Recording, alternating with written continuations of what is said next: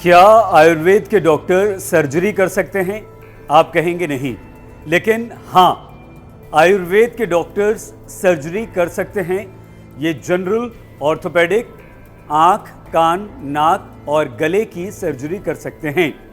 लेकिन जैसे ही ये अधिकार आयुर्वेद के डॉक्टर्स को मिला, उसके बाद जो एलोपैथ के डॉक्टर्स हैं उन्होंने इसका विरोध करना शुरू कर दिया और ये लोग हड़ताल पर चले गए।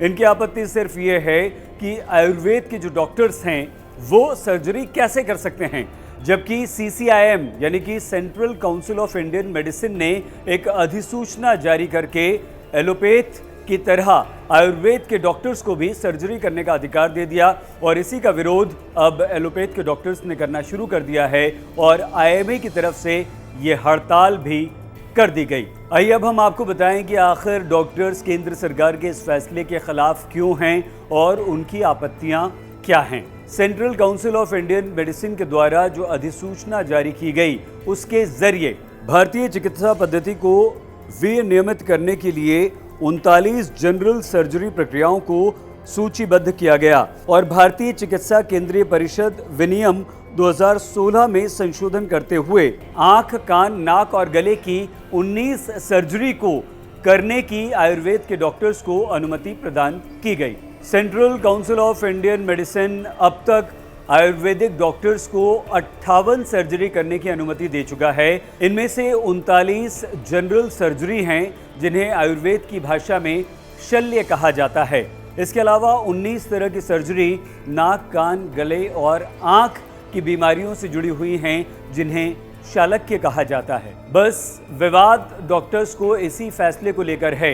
इससे पहले सरकार 2016 में भी इसी तरह का एक नोटिफिकेशन जारी कर चुकी थी और ये अधिसूचना 2016 के पहले के मौजूदा नियमों में प्रासंगिक प्रावधानों का स्पष्टीकरण है। जब ये विवाद बढ़ा तो आयुष मंत्रालय ने इस विवाद को लेकर अपनी सफाई भी पेश की। आयुष मंत्रालय ने अपनी सफाई में यह स्पष्टीकरण दिया कि यह अधिसूचना आयुर्वेद में स्नातकोत्तर शिक्षा की शल्य और शालक्य धाराओं के संबंध में है। अधिसूचना में यह कहा गया है कि स्नातकोत्तर डिग्री की शिक्षा प्राप्त करने वाले छात्रों को कुल 58 सर्जिकल प्रक्रियाओं में व्यावहारिक रूप से प्रशिक्षित किए जाने की जरूरत होती है ताकि शिक्षा पूरी करने के बाद वो इसे स्वतंत्र रूप से करने के योग्य हो जाएं। मंत्रालय ने यह भी स्पष्ट कर दिया कि यह अधिसूचना इन सर्जिकल प्रक्रियाओं के बारे में ही है। IMA इस फैसले के विरोध में है और IMA के राष्ट्रीय अध्यक्ष राजन शर्मा सरकार के इस फैसले का कड़ा विरोध करते हुए कहते हैं कि आयुर्वेद अब भी शुद्धता और पहचान की चुनौतियों से जूझ रहा है।